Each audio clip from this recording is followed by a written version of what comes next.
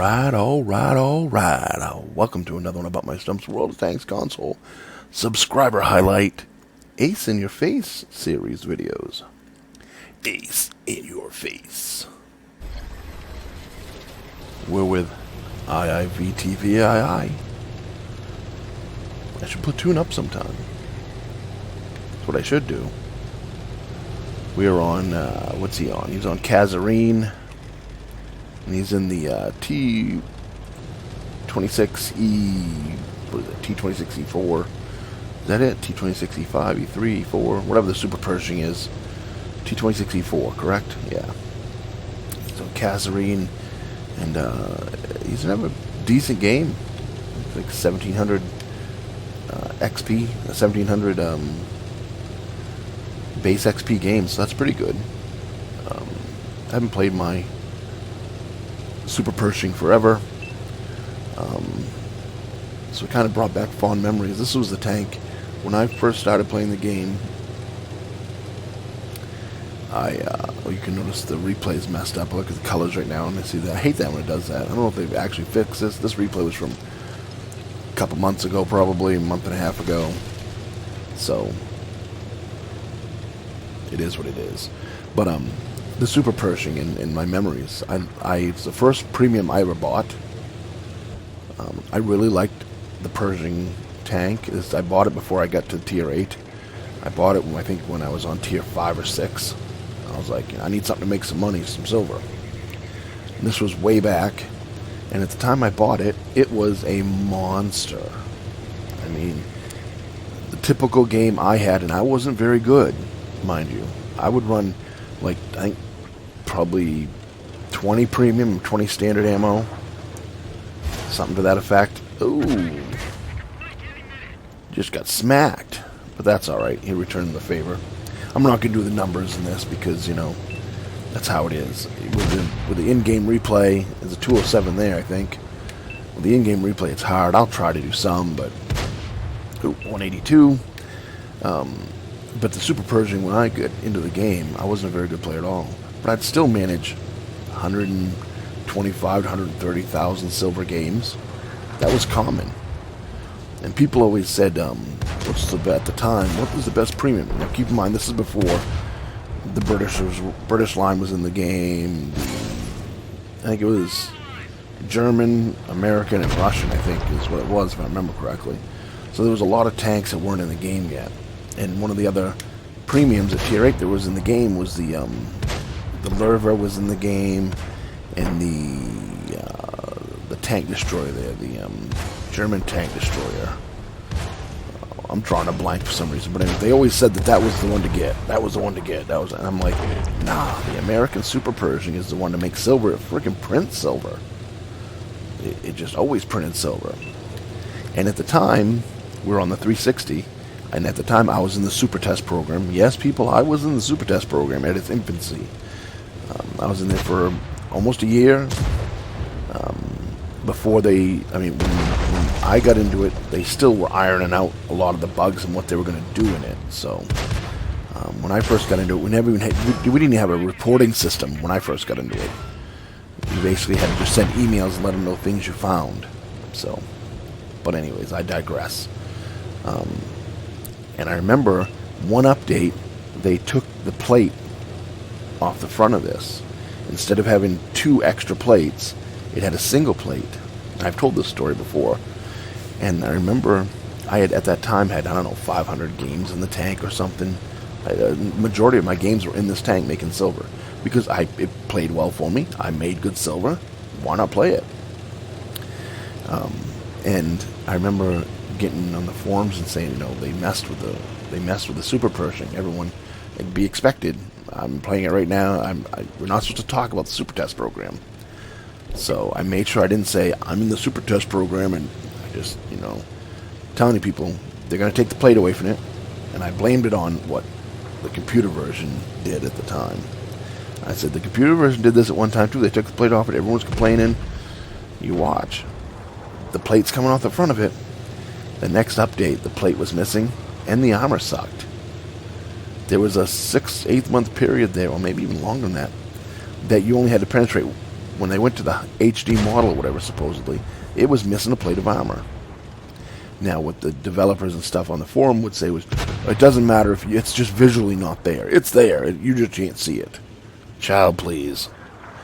That's just like all the excuses they give to this game.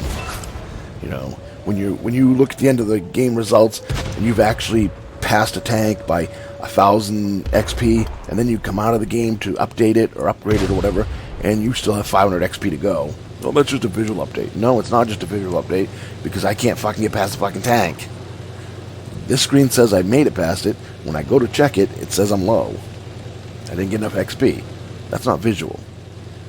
That's the game not doing what it says. That's two different figures. That's like me going into a bank and saying, like me going to pay off a car loan. The last payment being $280, and I hand them $210. And they say, well, that's $210. Well, that's just visually $210. Trust me, it's a $280 payment. You know, whatever. You know, just a stupid figure, but you know, that doesn't fly. It's just visual. So I got booted out of the super test program to make the longest story ever short. I had a couple guys complain about it on the forum and stuff, and one of the guys come and talk to me and said, you know, you broke the ELUA, and I'm like, no, I didn't. Like, yes, you did. I'm like, no, I didn't. Yes, you did. How did I break it? You talked about the upcoming update to the Super Pershing, and I'm like, no, I talked about the updates that were done on the PC, and I just said, you watch, guys, it's going to happen here. Anyways, I got booted from the Super Test program for that. So, fond memories of the Super Pershing.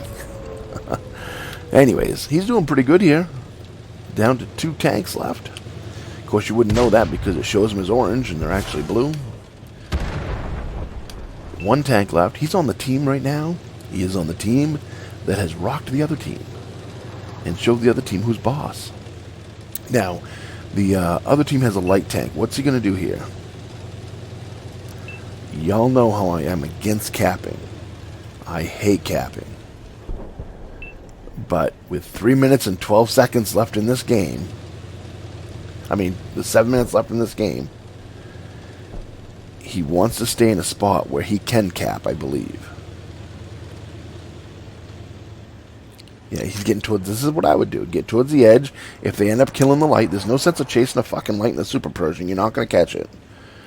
Sit there, and if they get to the point where they kill the light, you step off the cap. Simple. No big deal.